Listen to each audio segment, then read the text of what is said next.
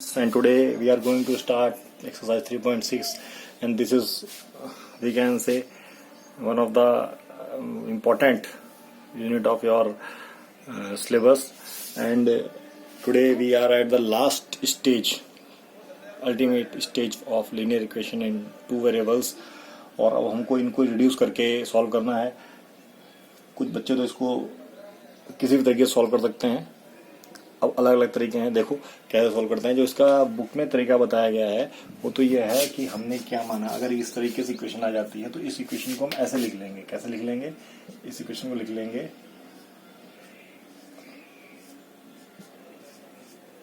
इस इक्वेशन को हम ऐसे लिख लेंगे. ये एक तरीका हो सकता है. This is the one of the method for solving this equation. इस इक्वेशन को हमने ऐसे लिख लिया. इस इक्वेशन को हमने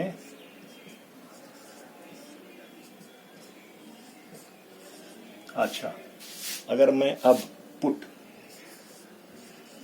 1/x इक्वल टू u और 1/y इक्वल टू v. अच्छा, ये एक तरीका हो सकता है. मैं तभी बोलता हूँ डायरेक्ट सॉल्यूशन के ऊपर जंप नहीं करना है. ये एक तरीका हो सकता है. अभी प्रिंसिपल चल रहा है, ठीक है.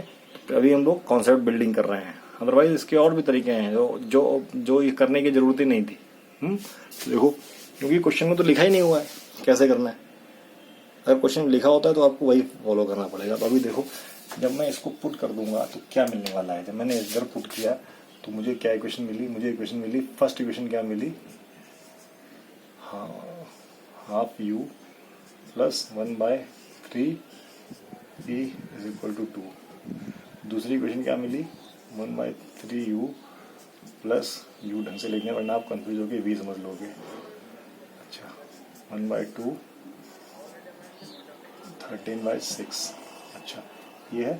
जबकि मैंने ऐसी इक्वेशन आपको पहले बताई थी तो मैंने बोला था इक्वेशन को जैसे आए एलसीएम लेके मल्टीप्लाई कर देना. यही मैं आपको बता चुका हूँ, एलसीएम लेके मल्टीप्लाई कर देना. लेकिन मैंने यहाँ पे नहीं किया. कर देते, जिसको ध्यान में होगा कर देगा. लेकिन मेरा मकसद है यहाँ पे कि इक्वेशन को रिड्यूस करवाना. मेरा मतलब ये नहीं है, क्योंकि वो कॉन्सेप्ट मैं बता चुका हूँ कि ये 2 है, ये 3 है. अगर एलसीएम से मल्टीप्लाई करोगे तो वो चीज़ वहीं पे खत्म हो जाएगी. वो चीज़ वहीं पे खत्म हो जाएगी, नीचे डिनोमिनेटर खत्म हो जाएगा. ये कॉन्सेप्ट मैं पहले अपने वीडियो में कवर कर चुका हूँ. तो यहाँ पे अगर मैं, ये इक्वेशन बन गई है. अब इस इक्वेशन को क्या करता हूँ मैं, दोबारा से मल्टीप्लाई बाय 6. इसको मैं यहाँ लिखूंगा और लिखूंगा मल्टीप्लाई बाय 6. क्या लिखूंगा? Multiply by 6. तो क्या मिलेगा देखो, 3u plus 2v equal to 12. देखो अब, अच्छा, इधर क्या मिलेगा? ये मिलेगा मेरे पास 2u. अगर मैं इधर 6 से मल्टीप्लाई करूंगा क्या मिलेगा? 3v equal to what? 13. अच्छा, अब आपको करना कैसे है? अब देखो, आप इस इक्वेशन को यहीं से सॉल्व करते हुए लाके, मतलब इसको कंसीडर करते और डायरेक्ट लिख देते हैं, तब भी चलता. दोनों को एक साथ सॉल्व कर रहे हैं तब भी चलता. मेन मुद्दा यहाँ पर लेके आना है और 10th क्लास के बच्चे को पता होना चाहिए यहाँ तक मुझे कैसे आना है. अब इसको आप किसी भी मेथड से सॉल्व कर लें, क्रॉस मल्टीप्लिकेशन मेथड से, किसी मेथड से सॉल्व कर लें, ठीक है. मतलब आप इनको लिख के आप ऐसे भी लिख सकते थे, फिर पुट किया, उसके बाद मल्टीप्लाई यहीं पे लिख देते. इसके नीचे क्या लिखते हैं? Multiply by 6. ये इक्वेशन इसके नीचे आ जाती है. यहाँ के मल्टीप्लाई बाय 6, ये इक्वेशन इसके नीचे आ जाती और इसी के नीचे सॉल्व. इसीलिए क्या है, जब आप लीनियर इक्वेशन या इस तरह के क्वेश्चन करें तो उसके नीचे थोड़ी गैप छोड़ते हुए चलें, ताकि जब कोई आपको कोई चीज़ लिखनी पड़े तो आप लिख सकें. अच्छा, अब ये इक्वेशन मेरी फर्स्ट है, ये इक्वेशन मेरी सेकंड है. तो मैं फर्स्ट में किसका मल्टीप्लाई कर रहा हूँ? फर्स्ट में मल्टीप्लाई किया मैंने 2 का, एंड सेकंड में मल्टीप्लाई किया किसका? 3 का. तो क्या मिला?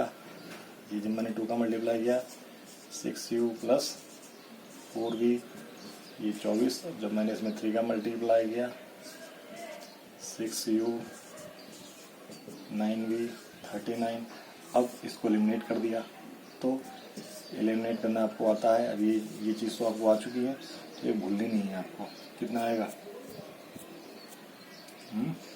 15 माइनस का, इधर भी माइनस का, और माइनस माइनस कट जाएगा तो v क्या आ जाएगा?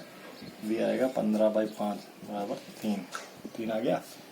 देयरफॉर दिस इम्प्लाइज दैट जब ये v 3 आ गया तो u कैसे निकालेंगे, from 1, this implies that from 1 क्या है 3u plus 2 into 3 equals to 12, मतलब 3u, ये वहाँ जाके माइनस हो गया, क्या आ गया 3u बराबर 6, u बराबर 2। तो क्या आंसर आ गया, बच्चे यहाँ पे छोड़ देते हैं, आंसर नहीं आया, अभी नहीं आया, क्या है नाउ,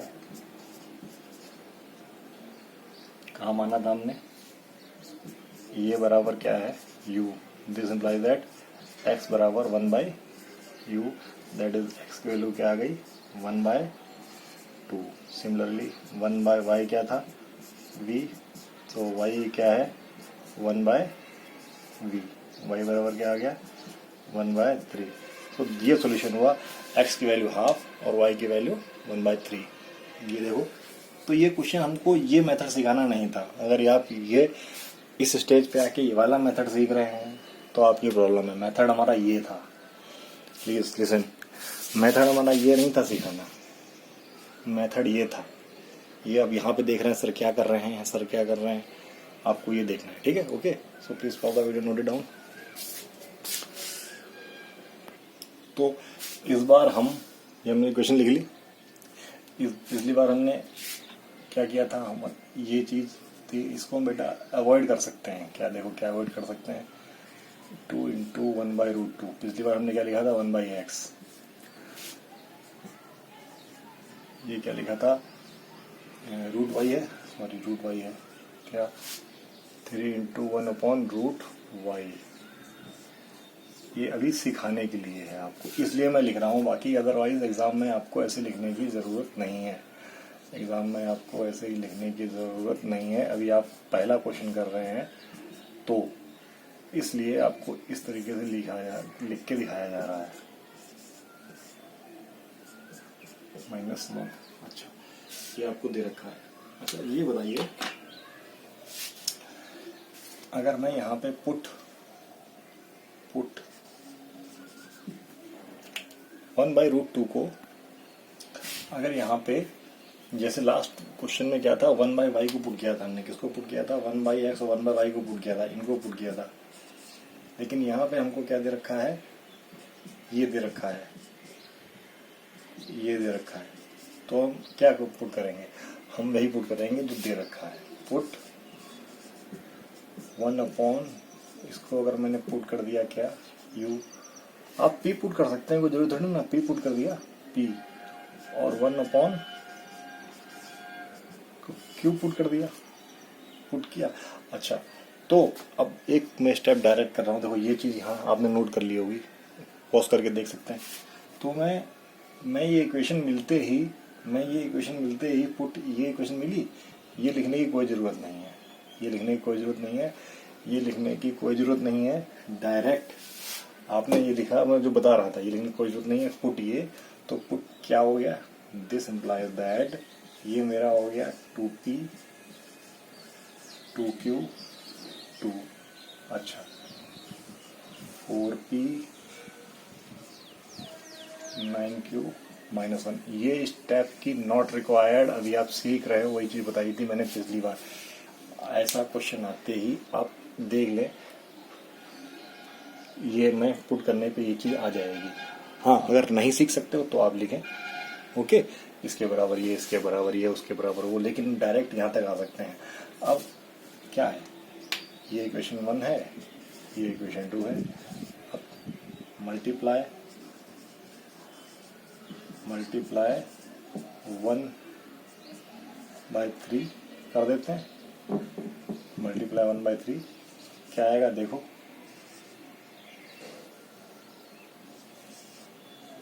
6p 9q 6, अच्छा 4p 9q 1।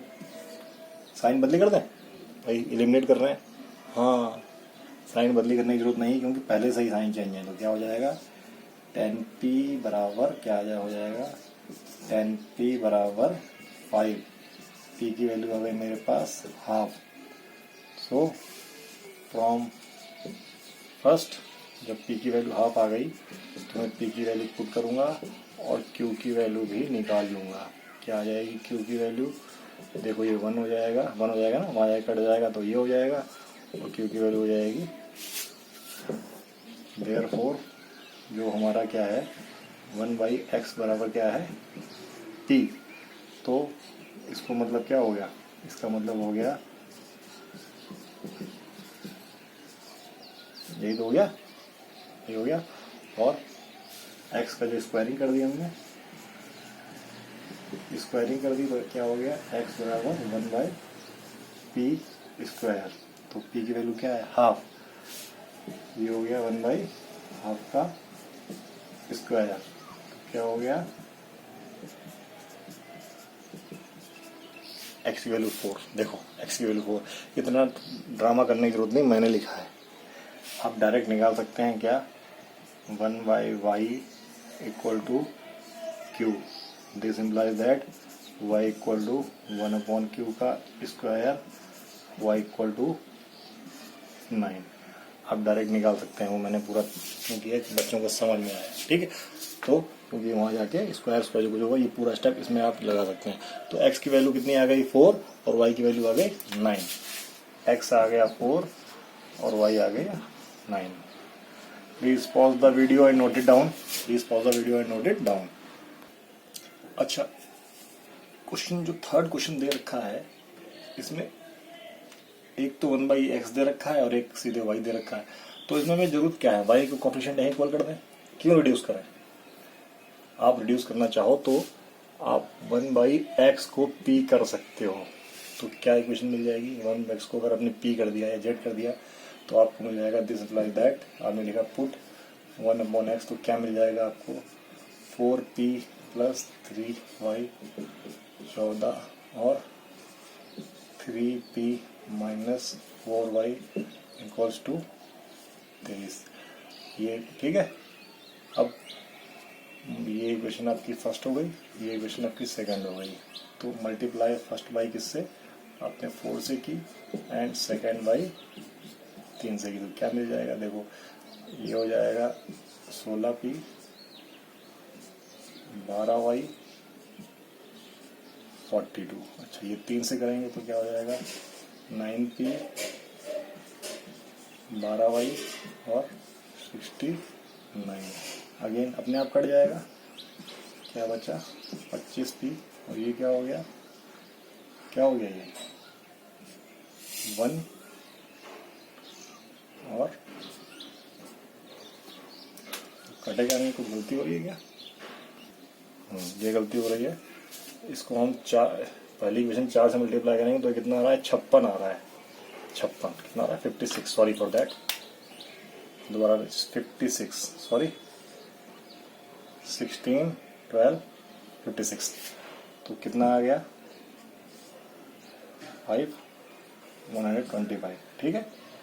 सो p की वैल्यू कितनी आई 125/25 दैट इज 5, p की वैल्यू 5 आ गई। तो फ्रॉम 1 क्या हो गया 4 × 5 + 3y इक्वल्स टू 14। तो ये क्या हो गया 3y, ये 14 है, ये जाके माइनस हुआ तो y की वैल्यू -6/3 दैट इज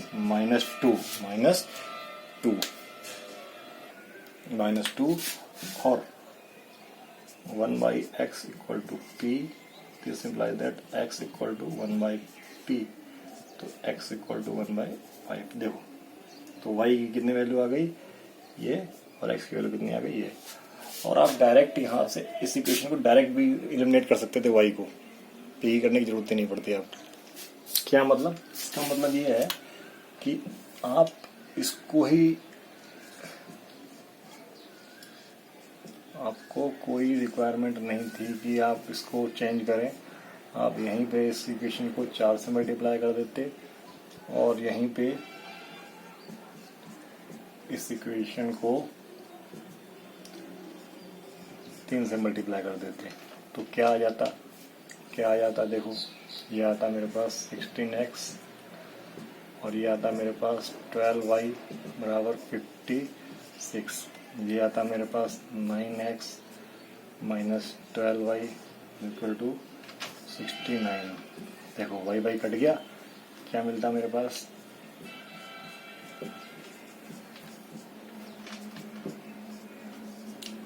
ये 25/x हो जाता, ये 125 हो जाता है। तो x की वैल्यू अपने यहाँ भी कितनी, 25/125 1/5 आ जाती है। 1/5 ऐसे भी आई है, 1/5 ऐसे भी आई है, ठीक है। सेकेंड थिंग, आप 1/x का कोफिशिएंट भी बराबर कर सकते हो, जैसे पहले क्वेश्चन मैंने नहीं बताया था कैसे। देखो मैं इसको मिटा रहा हूँ, 1/x को भी आप बराबर कर सकते हो कैसे। मैंने इस इक्वेशन को,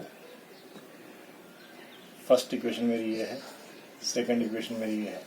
फर्स्ट इक्वेशन को मैंने किससे मल्टीप्लाई किया, 3 से। फर्स्ट को मैंने मल्टीप्लाई किया 3 से और दूसरी को मैंने मल्टीप्लाई किया 4 से। तो क्या मिला, देखो मुझे क्या मिला जब मैंने 3 से किया, 12/x 9y 14 कितना हो गया, 42। अच्छा, इसको 4 से कर रहा हूँ तो 12x माइनस 16y और ये कितना हो गया, 4 से 92। अच्छा, अब देखो 1/x का कोफिशिएंट सेम है, पहले क्वेश्चन में भी कर सकते थे, बदलने की कोई जरूरत नहीं, वही बोल रहा था मैंने वहां पर ही बोला था। तो जब हमने इसको साइन चेंज किया, इसको साइन चेंज किया, इसका साइन चेंज किया, ये कट गया, क्या आ गया मेरे पास, 9y प्लस 16y और ये कट के क्या आएगा, 50 माइनस का, ये 25 हो जाएगा, 25 हो जाएगा तो -2। देखो y की वैल्यू -2 आ गई है और ये आ गया। तो आप जो पहला क्वेश्चन था हमारा, पहला क्वेश्चन था, दूसरा क्वेश्चन था, आप डायरेक्ट बिना बदले भी अगर आप इतने सिंसियर हैं तो 1/x का कोफिशिएंट इक्वल कर दें और 1/x की वैल्यू डायरेक्ट आ जाएगी, वहां से रेसिप्रोकल लेके x की वैल्यू निकाल दें। 1/√x 1/√y का कोफिशिएंट बराबर कर दें, वहां से 1/√y और 1/√x की वैल्यू निकाल लें, उसका रेसिप्रोकल लेके स्क्वायर कर दें, आंसर आ जाएगा। ट्राई करना। Okay, now let us move to question number 4। अच्छा, तो यहाँ पे मैं डायरेक्ट इसको मैं p मान रहा हूँ और इसको मैं q मान रहा हूँ, और करने वाले बच्चे इसका कोफिशिएंट डायरेक्ट भी इक्वल कर सकते हैं, इसका कोफिशिएंट डायरेक्ट भी इक्वल कर सकते हैं, इसका भी डायरेक्ट इक्वल कर सकते हैं, इसका भी डायरेक्ट इक्वल कर सकते हैं। p और q पुट करने की कोई भी जरूरत नहीं है। अगर आप इतने सिंसियर हो तो आप इस तरीके से क्वेश्चन कर सकते हो। तो मैं करके दिखा रहा हूँ, तो क्या हो जाएगा, this imply that 5p plus 2q equal to 2, 6p minus 3q equal to 1। Okay, अब ये फर्स्ट इक्वेशन है, ये सेकंड इक्वेशन है, multiply first by 3 and second by 2, therefore क्या मिलेगा हमको, 10p प्लस 15p 6q 6, इधर क्या मिलेगा, 12p 6q माइनस 2। ओके, सो अपने आप कट रहा है, क्या हो जाएगा 27p और ये क्या हो जाएगा मेरे पास 8p। थोड़ी मिस्टेक की हम लोगों ने, क्या मिस्टेक की, देखो ये यहाँ पे तो मिस्टेक की, बस वीडियो क्लास में थोड़ी यही दिक्कत है, दोबारा से कोई बात नहीं, थोड़ी मिस्टेक की, सॉरी फॉर दैट। हाँ, क्या है, 5p plus q equals to 2 और 6p minus 3q equal to 1। अच्छा, ये फर्स्ट है, ये सेकंड है। तो फर्स्ट पे हमने किसको मल्टीप्लाई किया 3 का, तो क्या मिला हमको 15p प्लस 3q 6। अच्छा, इसको हमें लिखने की कोई ज़रूरत नहीं है। कट गया कि नहीं कट गया? देखो ये हमारा कट गया। ये क्या आ गया हमारे पास 21p बराबर 7। तो p की वैल्यू हमारे पास क्या आ गई 1/3। तो 1/3 आ गई। तो फ्रॉम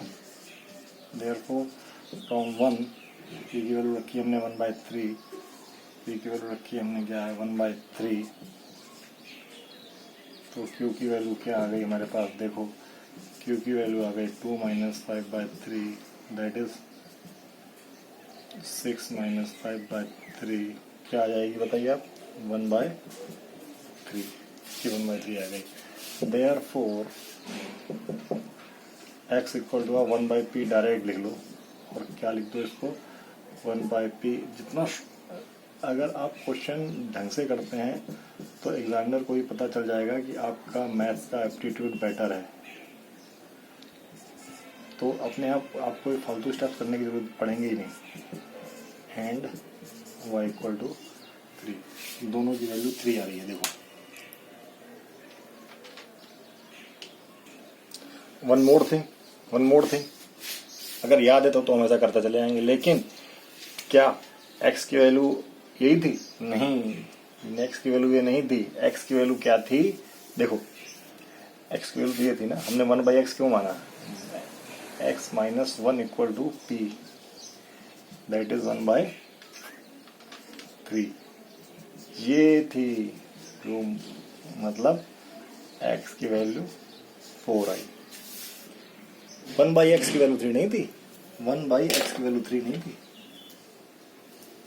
तो क्या हुआ इसका मतलब? एंड 1/y - 2 क्या था 1/, मतलब ये q था। q की वैल्यू क्या थी 1/3। This implies that 1/y equal to 3, y equal to what 5। तो y इक्वल टू 5 आएगा, ना कि वो। तो ध्यान रखना है वो कॉन्सेप्ट मैंने क्यों किया था, इसलिए किया था कि आपको दिमाग में स्ट्राइक हो। हम 1/x माने हुए हैं, बच्चे याद करके चले जाते हैं 1/x, मान कुछ और रहे हैं लेकिन नहीं, हमको वही लिखना है। तो इस तरीके से थोड़ा ट्विस्ट भी होना चाहिए और इस तरीके से थोड़ा ट्विस्ट भी होना चाहिए। तो I hope we will meet in next video. Till then आप इन क्वेश्चन को एंजॉय कीजिए, लगाना सीखिए। Bye bye.